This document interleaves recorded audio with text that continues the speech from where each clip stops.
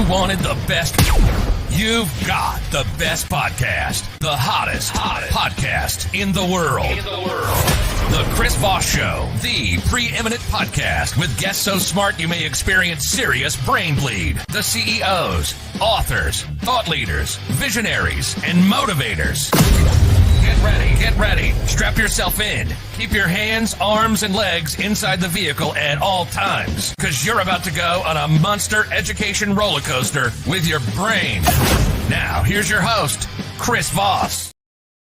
Hi, folks. It's Voss here from thechrisvossshow.com. There you go. Welcome to the show, ladies and gentlemen. The Air Lady sings it. That makes it official. And the show is on the road, as they say. They don't say that. That's something I made up. Welcome to the big show, my family friends. Go to goodreads.com/Chris Voss, LinkedIn.com/Chris Voss, YouTube.com/Chris Voss, and all those crazy places on the internet. Refer your family, friends, and relatives to the show so they can get in on the goodness, the amazing minds, brilliance, knowledge, the depth of experts that we have on this show, and the authors and the books they make and the stories they tell and weave, whether they're fiction or nonfiction, they will change your life. I guarantee it. And the lawyer said I can't say that, but I did anyway. He is the author of the newest book that's just come out. It's called The Divine Economy: How Religions Compete for Wealth, Power, and People. Out May 14th. 2024. Paul Seabright joins us on the show, and he's an author of a multitude of books. He teaches economics at the Department of Social and Behavioral Sciences at the Toulouse School of Economics. He's lived in the center of the city of Toulouse in France since 2000. He was a director from 2012 to 2021 in the Institute for the Advanced Study in Toulouse, of which he remains a member. From October 21st to September 23rd, he held a 2-year fellowship at All Souls College in Oxford. He did undergraduate and doctorate studies at the University of Oxford. He was a fellow of the All Souls College, then taught at the University of Cambridge, where he's a fellow of the Churchill College. We've heard of that Churchill guy. He was popular, evidently. Actually, Europe's still there because of him. He has also held a part-time teaching position at the College of Europe in Bruges and the École Polytechnique in Paris. Did I get any of those names right that were foreign? That's amazing, and thank you for that amazing introduction. I mean, after everything you said about great minds and so on, I can't wait to hear what I have to say. We can't wait either. So please get to it, sir. Give us your .com so people can find you on the interwebs. PaulSeabright.com. No gap between the Paul and the Seabright. There you go. And so give us a 30,000 overview of your new book, The Divine Economy.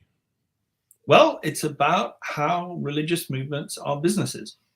Of course, they're not just businesses, but, ordinary businesses are not just businesses either. I mean, you go to your workplace and it's not just your workplace. It's the theater in which you live out your hopes and your dreams and your frustrations and your ambitions. And religious movements are that too. They're places that are inspiring and terrifying and heartwarming and depressing and all of those things, but they also have to earn enough revenues to keep the show on the road. Keep the show on the road. Yeah. And so how they earn those revenues is what the book's about. There you go. I think keep the show on the road. I think Christopher Hitchens and I would love that line. Being both atheists. So what motivated you on to write this book? What was the proponent that said, hey, this should really be something I should cover? Well, I've been interested in it for a long time. And about 20 years ago, I wrote a book about social trust, about how we trust strangers. I mean, in a way, it's a weird thing. We go out in the morning. I live in the center of a city. I ask somebody I've never seen in my life before to give me a cup of coffee. And instead of, beating me on the head with a club like, my prehistoric ancestors would have expected to happen, the guy gives me a cup of coffee. And, he's never seen me before. Why does he do it? So I wrote a book about how all of that is possible. And a friend of mine called Giuseppe Bertola said to me, Paul, I quite like your book, but your people, they're all very reasonable. They don't have any passion. And in particular, they don't have a gender. They're not male or female. They don't have sex. They don't have any of that. And they also don't believe in anything passionately. They don't have ideology. They don't have religion. And so I said, Giuseppe, you're so right. And the next 20 years I spent working on those two topics. And so in the first 10, I worked on gender and sexuality and how that fits into social trust. Mm-hmm. How does being male or female or something in between or not wanting to say, how do those things affect social trust? And then the next 10 years, I spent thinking about religion. And I'm not personally religious, but I have a very, I would say, sympathetic attitude to people who are. Mm-hmm. And I think you can be religious for all sorts of reasons. There's no essence of being religious. It's different strokes for different folks. Mm-hmm. And I just wanted to understand how that happens and how so much energy and effort and, let's face it, money goes into religious movements. There's a bit of money going on, from what I understand. There's a bit of money. And in fact, for a long time, they were governments. Some were governments. So, and countries, whole countries and stuff. So there you go. Yeah, you had quite the thing. I'm looking over your, I believe you have 3 books that you have published. Is that correct? Well, I have more than 3, but I have 3 sole-authored ones, yeah. There we go. So The War of Sexes, How the Conflict and Cooperation Works. And so you study the economy of those, I guess. Mm-hmm. You should really do an update on that book for dating in 2024 and divorce. No. A lot of that would need to be rewritten for 2024. Yeah, believe me. I'll probably come back on your show another time. Please do. I'd love to see that book updated. It's changed a lot in the last 10 years. And then you did The Company of Strangers, A Natural History of Economic Life. There you go. So tell us a little bit about your history. People like to get to know the author on our show. They like to, go hang out at your house, maybe try on your clothes, go through your closet, that sort of thing. Tell us about how you grew up, what shaped you, what motivates you, what made you want to become an academic, start writing, et cetera, et cetera. Well, I mean, I was born in a suburb of London, but I spent the first 10 years of my life going around the world. My father worked for a multinational company making sewing thread.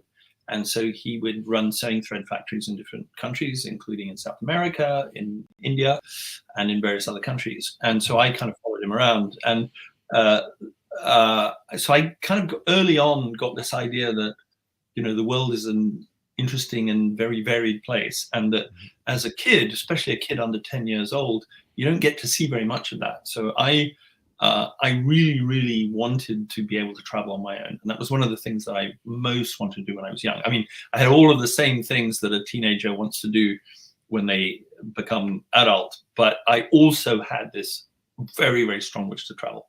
And so, if you read the book, a lot of the book is based around little stories about what happened to me when I traveled. And so most of the chapters start with a story, and it's usually a story which has religion in there somewhere. Not because I was particularly religious. I mean, I was a little bit at some points, but mostly I wasn't. But on the other hand, religion just kept happening to me. I would run into, it might be a temple here, it might be a cult there, it might be a church there, whatever, it might be a mosque there. And I would just see this stuff and I would want to know, why is it happening? Why is this going on? And I just love the variety of it. There's no one answer.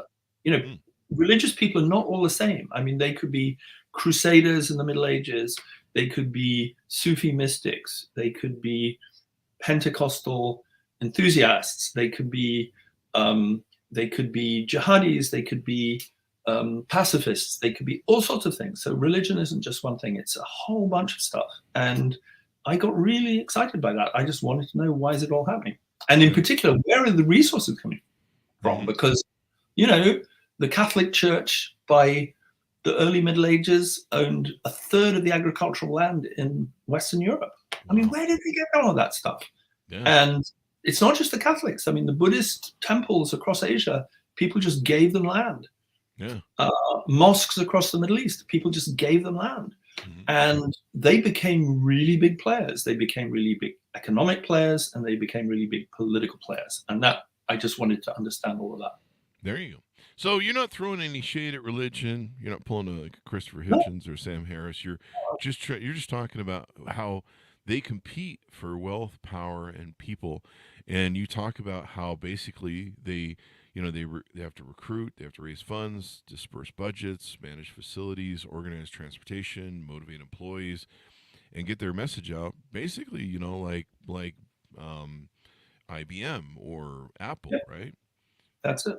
Mm-hmm. That's right. I mean, I don't do theology. If somebody says, I want you to tell me which is the authentic version of Christianity, I say I don't have a horse in that race. Yeah. I'm not deciding who's authentic. I'm just telling you how they deal with each other. And Mm-hmm. so if somebody says, well, that movement is very violent and terrible, and you should denounce them, I'm not interested in denouncing anybody. I want to know, why do some rivalries turn into violent conflicts? Why are some of them settled peacefully? But again, I don't have a horse in the race, and I just want to see why things happen the way they do. There you go. Why they happen and what they're about. The interesting thing about the economy of religion, and I remember me and my business partner for years, we started a lot of companies, and we used to sit around and look at, religion being very prevalent in the state of Utah that we were at, and realizing that, boy, that tax-free, that tax-free income sure is sweet. Absolutely. That religions get to take in. And then the other thing, when you realize, and I'm not being negative if somebody interprets that way towards religion, but the great thing about religion is it doesn't have an inventory. So because it sells the concept of an idea of, let's just call it invisible real estate after, or some sort of heavenly real estate after life. And last time I checked, there's not really a building cost to it, like you would have to build a neighborhood. But I don't know. I guess we'll figure out how that all works when we get there, I suppose, if you believe in that. But there's no inventory cost. So if I want to sell you a widget or an iPhone or whatever, I have to design that from whole cloth, or copy it from a competitor and make some innovative improvements so they don't sue me. And then I have to manufacture it. And so then I have to go to someplace in China and have it built, and then I have to,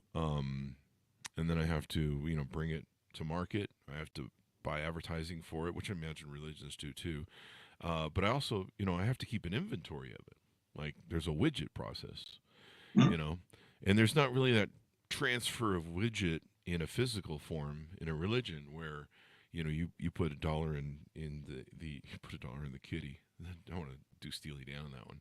You put $1 in the basket that gets passed around, and there's some sort of visible transfer of ordainment that I'm guaranteed a cool ass luxury home with a nice view in heaven. And so that's kind of one of the interesting things we've always joked about it, because it's like, yeah, you don't have an inventory, you don't have a production cost, you sell ideas basically, I guess. Well, yes, but the big thing you're leaving out of that list is the biggest assets of any religious movement are its people, are its members. And I think that's the really big insight that religious movements have been able to use, that the members are not the passive customers, they're the active assets of the movement. And when you are developing and creating, and let's face it, selling a religious movement, what you're doing is selling the people who make it up. And that's not just the leaders or, the people who sing in the choir and the people and the bishops and the priests and whatever. You're selling all of those active members. And I think it's one of the biggest psychological insights that, if you like, religious management science has developed. It's that people want to contribute. We think in a secular world that, satisfaction is about what you get. It's about what you consume. It's about what you receive. But what I think religious leaders, going back right to the dawn of history, I mean, you can see this in the Apostle Paul. He says it's more blessed to give than to receive. And what he's doing is he's not saying, look, you selfish people, it's your duty to give. What he is saying is something much more subtle and much more profound than that. He's saying you are more truly yourselves when you give than when you passively receive. You become a more whole person when you give to others. And I think that a lot of Secular businesses have forgotten that. They want to say, yes, you come and shop at our shop, or you join our online platform, and these are all the things you get. Okay. The great thing that religious movements have understood is they also say these are the things you can give. And there's a lot of I have colleagues who work in the Bolivian Amazon with people who are forager horticulturalists and who live in a very, very simple life. And if you want to predict what is the thing that is most likely to make somebody in those communities depressed, it's when they can't work because they can't give to others. It's not when they can't consume and they're too poor to eat or whatever. It's when they can't give to the rest of their community. That makes them really depressed. And I think that what the religious movements have understood is that giving is something that makes people feel whole, and it makes them feel real, and it makes them feel important. You made me really think differently about that then. Because, so basically, when I go into a church, instead of a bunch of widgets, which are, you can call iPhones or iPads or something, there's the people there. So they're really kind of more the product. Sounds like we're more like Facebook, where you are the product on Facebook, right? Yeah. And that's why in the book I say... So Facebook's a religion. Don't give him any ideas he's going to want tax-free status. No, but the book says these movements are not just any kind of business. They're specifically platforms. And what is a platform? A platform is the kind of business that offers you its members, its users as its assets. Boy, this sounds like Facebook more and more. Yeah. Well, Facebook is powerful because people want to use it. Now, Facebook has been rightly criticized for lots of things, but it's been criticized because it won the trust of people by giving them what they wanted. And that's the same of these religious movements. They give people what they want, so they acquire huge power and legitimacy, and sometimes they abuse that, and they're rightly criticized for that. But you should criticize them because they got that legitimacy in some sneaky, underhand way. No, they got it by giving people what they want. Yeah. And it's funny, religions are hard to leave like Facebook is hard to leave because, in some religions, like places like Utah, or I imagine Italy at one time, I don't know if it still is that way, Vatican City, it might be a little hard to join a different church there. I've never been there, but, and so, sometimes it's hard to leave, especially when you have your intertwined thing. I remember when Google Plus started and some other competing Facebook killers, they called them at the time, social media platforms, and a lot of people said, well, I'd like to go to that new thing. It seems kind of shiny and new, but all my friends and family are in Facebook. And I've seen that same thing in religion, where people are just like, hey, it's really comfortable here. And all my friends and family are here. So, I'll just stay here. I don't need to do that other thing. I remember how hard it was for me to leave the Utah cult when I was a teenager. It was really hard because you had family, and then you had community that around you was all in lockstep, and so you were just like this, I don't know, Satanist kid running around like Christopher Hitchens. And they're just going heretic and chasing me with burning torches and shit. Anyway, I'm just being funny, folks, but I'm not actually, because it wasn't. So this is interesting how this works, but you made me really think about how, religions are the product, and they're also a part of the advertisement, right? Like with the Mormons, they send out young men for 2 years of their, young lives to go knock on doors on Saturday morning when you're hungover and try and get you converted. Yeah, no, that's right. And their people are their publicity, and you see that. I mean, the Jehovah's Witnesses has made a really big thing of the fact that you may go out in the street and use. I mean, there are lots of them here in Toulouse. They're very, very active in France, and I go out and I pass them, and the first time you think, what are these? They're standing there very patiently, and what are they doing? They don't seem to be talking to anybody. And then you go past them, and the next day they're still there, and the next day they're still there. And after a while, you start to think, well, I don't know, these people, regardless of whether the message they've got is a message I can believe, I have to admire their grit. Yeah, I have to admire their. Yeah. Maybe there's something to it. Well, you might or might not think that, but you have to admire their character. And so their character is, in some sense, at least as far as that willingness to stick there, willingness to follow an objective, that's a big part of the attraction. Because so many of us, we're in this social media world. We're being solicited every time by there's new messages. We become these kind of junkies for the short-term fix. We want we want a like on our post. We want a message from our friends or our family. We want to feel loved. We want to feel wanted. And so we twist and turn and we jump and we go after the source of the instant thing. And yet you go out on the street and here are these people and they're sitting there. They're not getting the instant, instant hit from having lots and lots of people come up and tell them they're wonderful. They're just sitting there waiting patiently because they have a plan. And I think that fact is itself very attractive to a lot of people. There you go. Or you've got the Moonies coming up to you in the airports, giving you flowers and crap and stuff. I have this vision in my head of what you're talking about, and then the scene from Airplane where he's fighting all of the religious people coming up to him in the airport. I've forgotten that particular part of the movie. But yeah. Anyway, so what you'll see is I'm trying to say that religious movements are really active. And you guys in the United States, it's become a big thing that religion's declining and, more and more atheists and fewer. And that's true. And there's a reason for that in the US. But if you look in the rest of the world, that's not true. In the rest of the world, basically, there's some movements are rising, some are falling.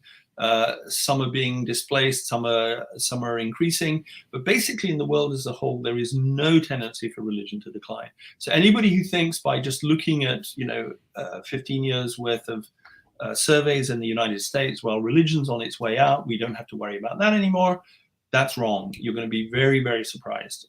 Religion is here to stay, and it's very active in the world as a whole. Really? And we talk about why it's... Yeah, go on. So America's the only place that's declining. That's very No, interesting. it's not the only place it's declining, but it's not typical of the world. So let me tell you some other places it's declining. It's declining in Ireland. Okay.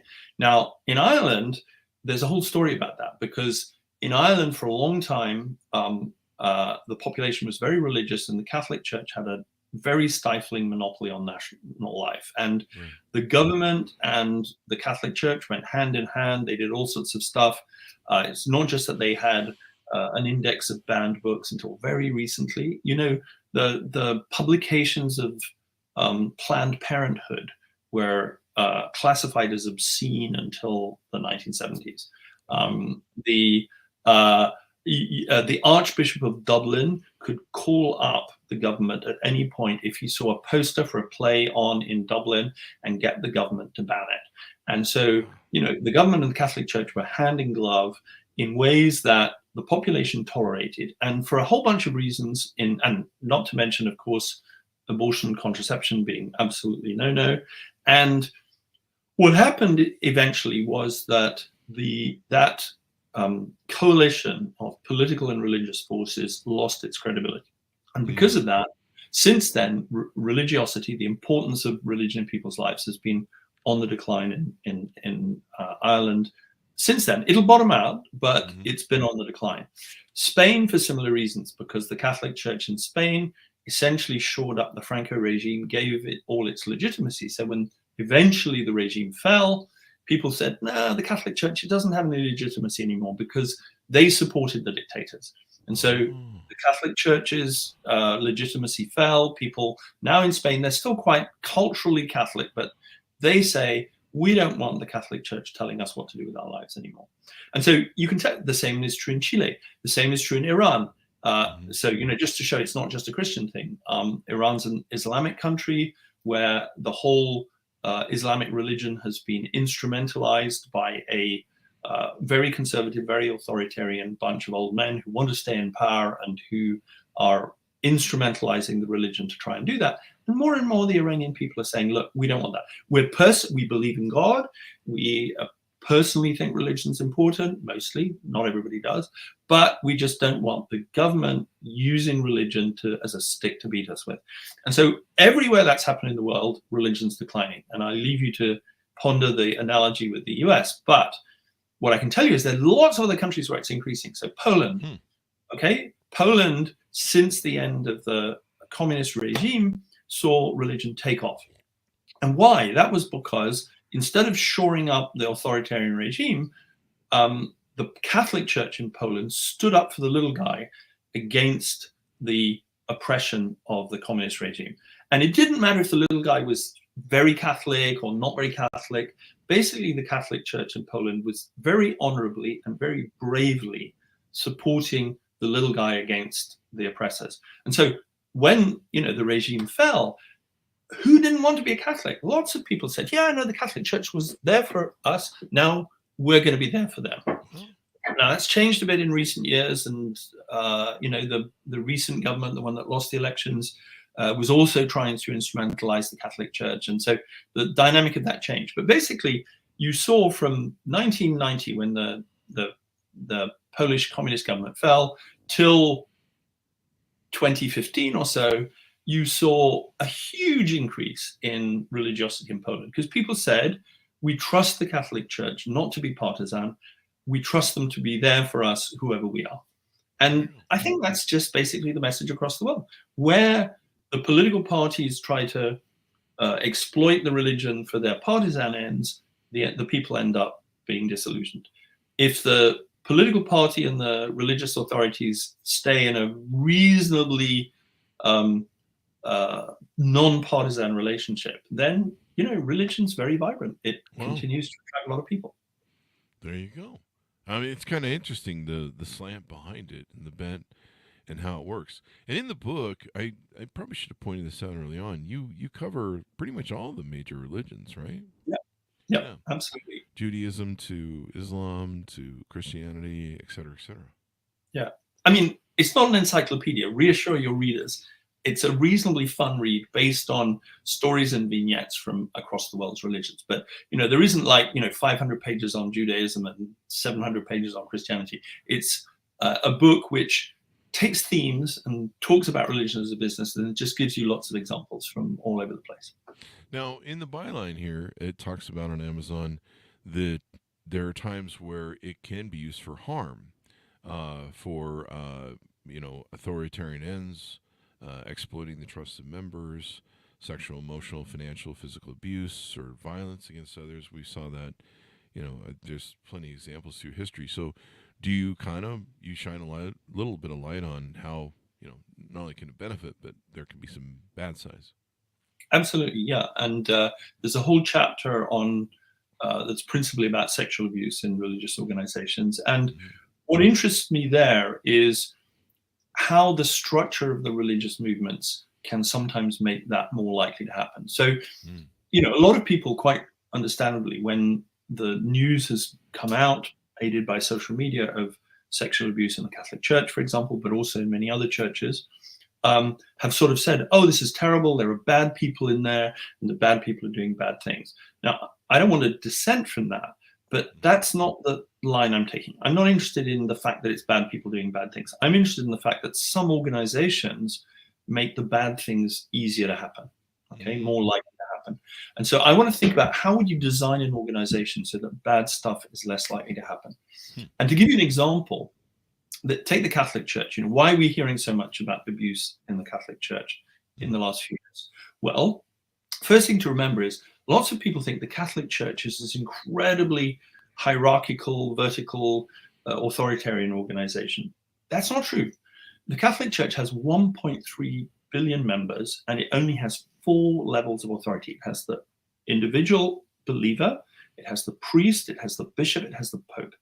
Now, it has lots of other layers of sort of status. It has, cardinals, and it has deacons and all. But I mean, cardinals are just advisors to the Pope, and deacons are just advisors to the priest. In terms of who's responsible to who's the line manager, if you want, in the business term, it's the members, the priests, the bishops, the Pope. Now, if you've got the flattest organization pretty much in the known world that has the second largest number of members after Facebook. Well, what's going to happen? There's no way the Pope can keep an eye on what every priest in the Catholic Church is getting up to. I mean, no way. He just doesn't have the bandwidth. And so right from the start, the Catholic Church has had this contrast between its apparently very inflexible dogma and the fact that in real life, basically, well, they go with the flow, and there's different strokes for different folks, and what happens in Latin America is different from what happens in Europe, and what happens in the Franciscans is different what happens in the Christian Brothers. And there's lots of lip service to doctrinal orthodoxy, but in practice, historically, the Catholic Church has been the touchy-feeliest, most relaxed, most live and let live kind of organization pretty much in history up for that size.